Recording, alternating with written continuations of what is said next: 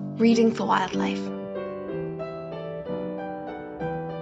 Written and illustrated by Zella, a project by Zella and friends. An elephant for breakfast. Chapter 19. Is Uncle Cosmo dead? There was a bolt on the outside of the weathered wooden door of the shed. Josephine slid it back and opened the door. She immediately saw a body of a man. "Cosmo!" cried Josephine. In 2 steps she was by his side. She gently took his battered body and cradled him in her arms. "Who has done this to you, my darling?" Cosmo was still. Josephine kissed him gently. Silent tears rolled down her cheeks. 4 children were watching her suspiciously. "Who are you?" asked Freddie, staring at her. "I'm Cosmo's girlfriend," said Josephine. "Why are you here?" said Bella.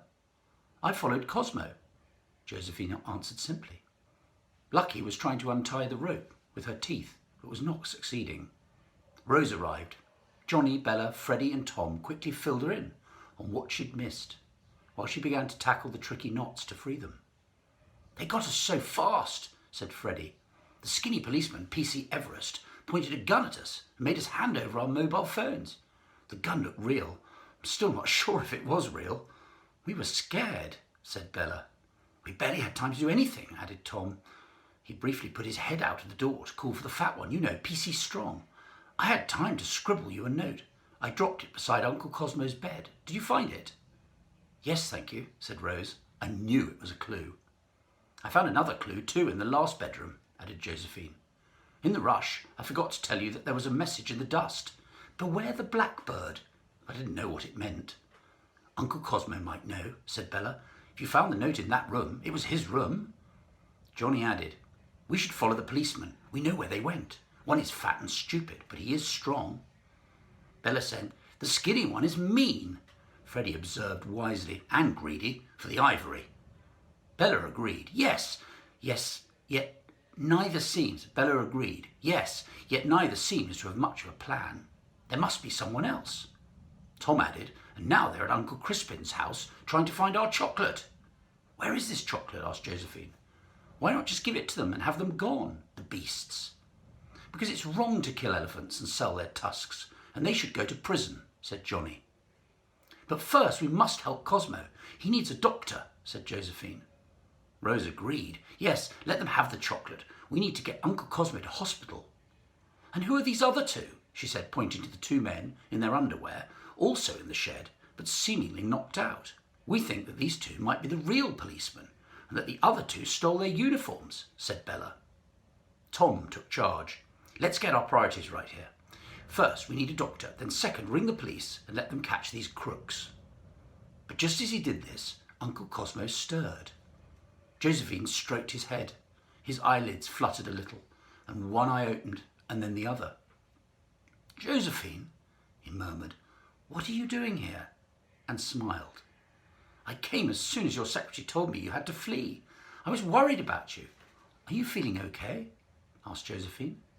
"It's so good to see you, but my head hurts." "Did I fall?" asked Uncle Cosmo. "No," said Bella kindly. "Those mean men must have hit you. When we found you, you were unconscious and tied up." "Bella!" he exclaimed. "Tom!" Uncle Cosmo seemed to focus slowly. "Rose! Freddie! And Johnny! How wonderful to see you. Ah, yes, now I remember. I was in the bedroom upstairs on the phone to my secretary. She was saying something about a blackbird.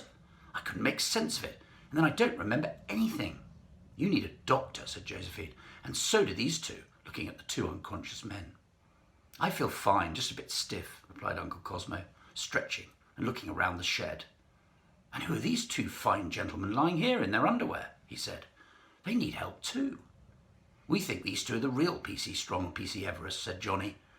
"What about those men who were following me? Do we know where they are?" asked Uncle Cosmo. "Yes, the men went to our house to look for the chocolate, but we don't know where it is. Father hid it somewhere when we realised how dangerous the ivory was," answered Bella, rubbing her wrists after Rose had released the last knot. "What are we waiting for? Let's catch these crooked men," said Uncle Cosmo, pulling himself slowly and painfully to his feet. "Did you like that?" "Yes." "Good. Bye-bye." with enormous thanks to Magoo Giles. Here is how you can help. Share the story. Adopt an animal from afar. Visit when you can. Educate yourself. Donate to a conservation charity. To find out more about Reading for Wildlife, visit zellahunter.com or at Lady Zella Books, or follow the Reading for Wildlife YouTube channel.